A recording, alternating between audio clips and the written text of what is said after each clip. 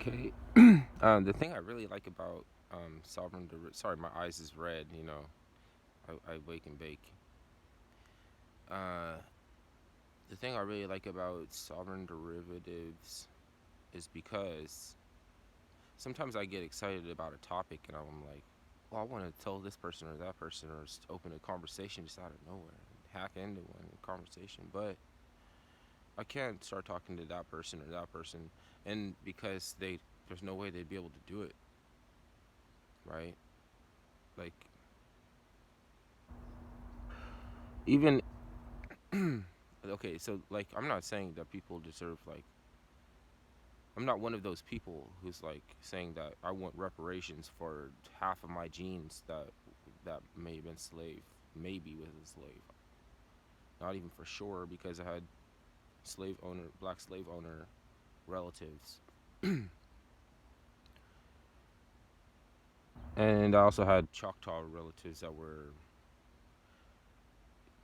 like I've seen pictures of um like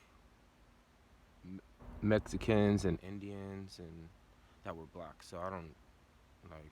I mean, they don't look like American black people, but neither does a Kushite, right? Or a Kashmir or whatever. Those are two different places entirely, but they're both black people.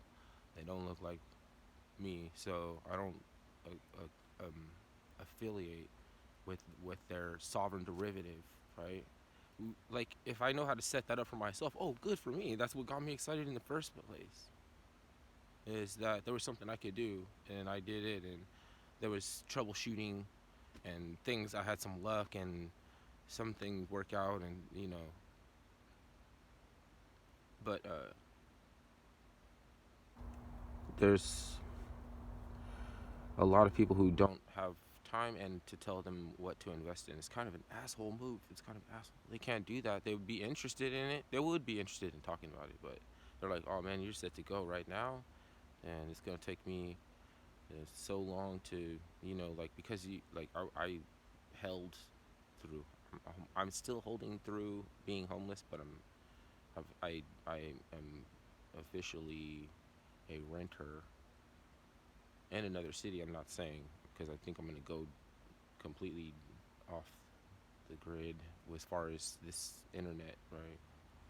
Not the off the grid in life, like just the internet.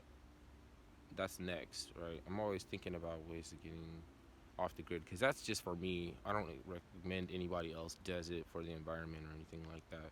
Like like if everybody like okay, like I can't ignore that there are certain people who observe a uniform commercial code and believe in private property, and so if I know about them and I speak their same language, it'd be foolish of me to go around and try to disturb them and their child rearing and all their things that they on their little compound, you know what I mean? And just to try to get to some fishing area or something like that, right? Like I'll get shot, right? And it's stupid, right? But I mean, you know. So it's an invasion of privacy. It's intrusive, you know. But they don't own the land. No, it's true. No, no. I just can't afford to be stupid. So I got to figure out how to get, um, my own getaway. What's it called? Retreat area. Like you need a little private to get away sometimes because you can't be in the hustle and bustle full time. Sometimes you have to leave some aspect of that behind for a while. Okay. You don't understand how strong that pull is on you. You know what I mean? Like you might not even know that is the reason why you're on dope. Okay. Because I was not dope, but alcohol dope. Like it'll kill you. So it's what did I start this for? Sovereign derivatives. Okay. Because that's for people who can't do what they might be interested in doing that I have the luck to be able to do to afford them to do. And so there are some things, some exploits that there are as because if you're a citizen of a country, then that's like a position too. Like if you have a dollar bill, you have a position on the dollar. You're invested in the U.S. dollar. For the meanwhile, even if you know it's going down, maybe it's just not going down as fast as everything else. Maybe, but it's a position. You could change it. Like some people, they they don't have a IRA rollover or IRA Roth account, and um,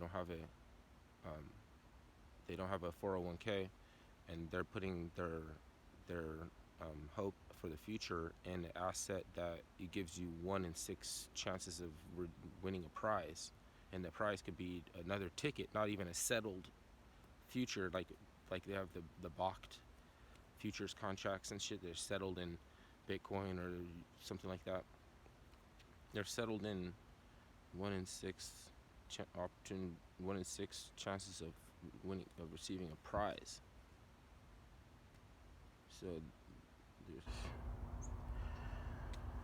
those aren't all bad people too. Some of those people are quite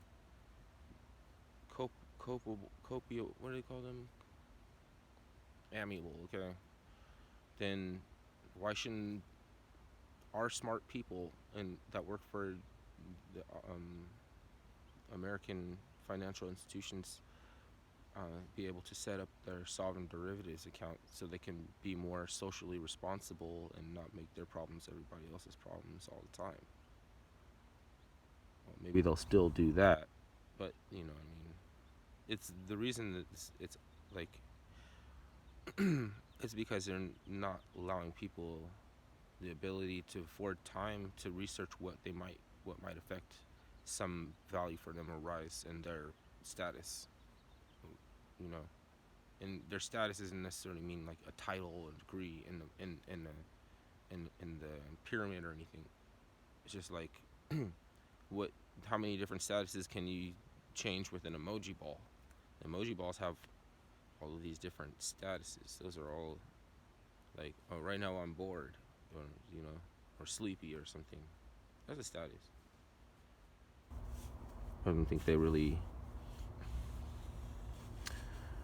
I don't think you really want to push like too far into that. Like you don't want to be too sleepy or too like that's not a good status. Like starving. Okay, it's another upgrade from hungry.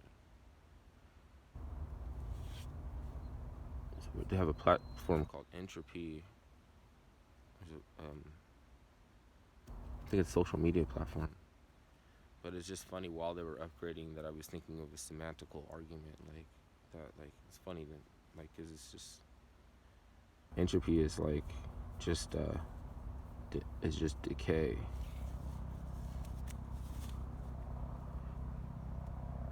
It's degeneration and decay. It's not an upgrade. But anyway, that's the semantics.